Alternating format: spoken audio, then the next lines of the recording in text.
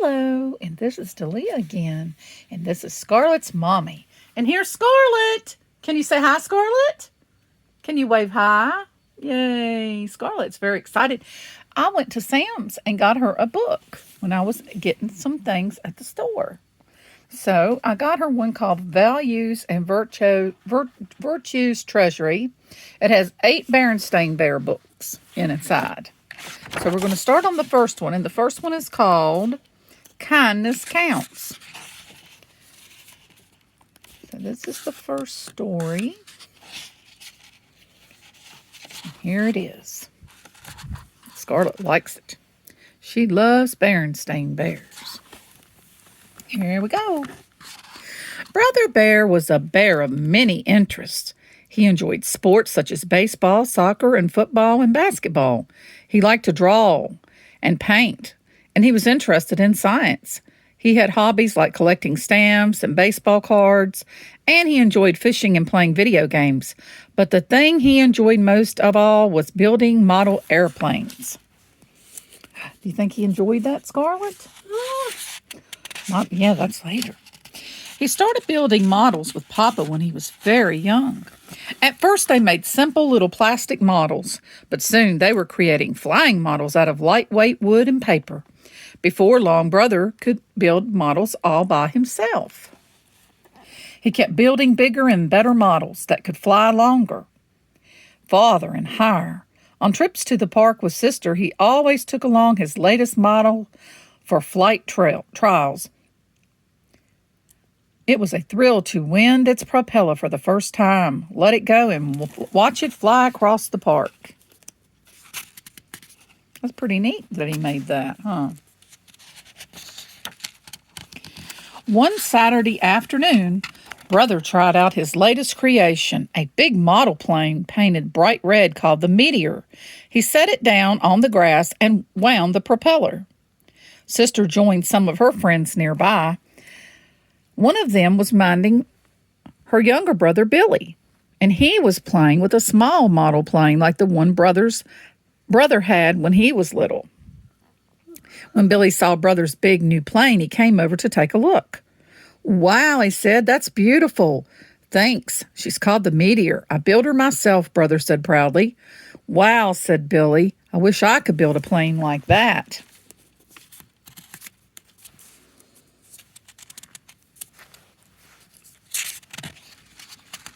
Brother finished winding the propeller and picked up the Meteor. "Can I help you fly it?" asked Billy. Brother was proud of his model and careful with them too. They took a long time to build and were easy to break. If you didn't launch them just right, they could take a nosedive and crash. "Well," said Brother doubtfully, "I don't know." But he remembered how Papa always let him help out when they were building a flying model planes. That's how he learned, by helping Papa. "Wow, well," said Brother, "okay, you can help me hold it." "Oh, boy, thanks," said Billy.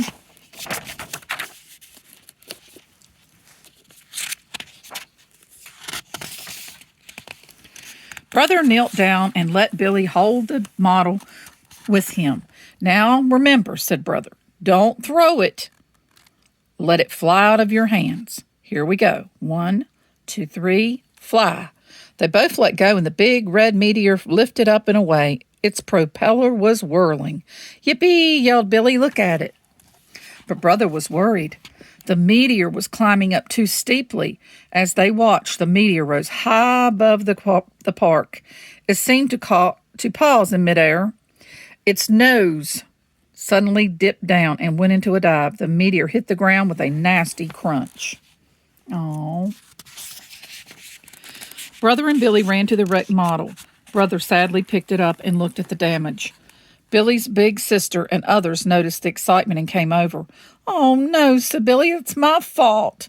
Did I do something wrong? Did I throw it instead of letting it fly like you said?" Brother shook his head. "Of course not," he said. "You did fine.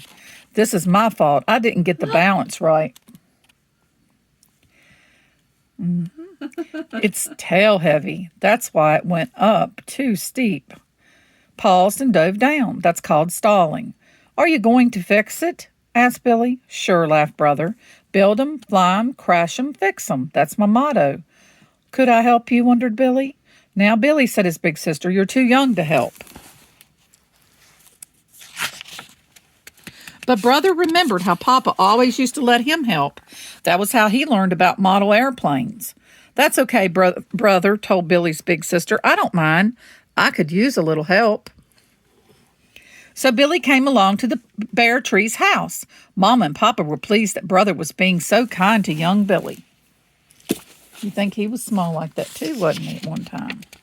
It's just as the good book says, Mama said. Blessed are the merciful, and they will be shown mercy.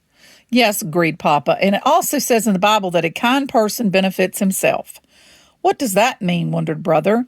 It means that no act of kindness is wasted, said Papa. Any kindness you do will always come back to you. Every afternoon that week, Billy helped Brother work on the plane. He didn't know very much, but he learned a lot, and he had lots of fun. Brother had fun, too.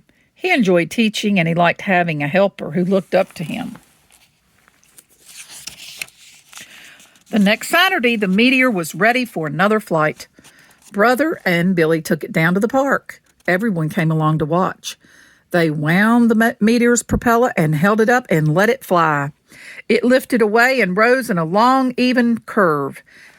This looks like a good flight, said Brother. Yay. He was nice to the little boy, wasn't he? The Meteor flew on and on across the field. Slowly it came down, landing clear on the other side of the park in a 3-point landing. Brother and Billy ran over. It was in perfect shape. Hooray, yelled Billy, jumping up and down. Brother began to wind up the propeller for another try, but he noticed a group of older cubs coming into the park, and they carried a lot of interesting equipment and wore jackets that said Bear Country Rocket Club. Brother went over to watch. They were setting up a model rocket. They were going to fire it off and let it come down by parachute. Brother was excited.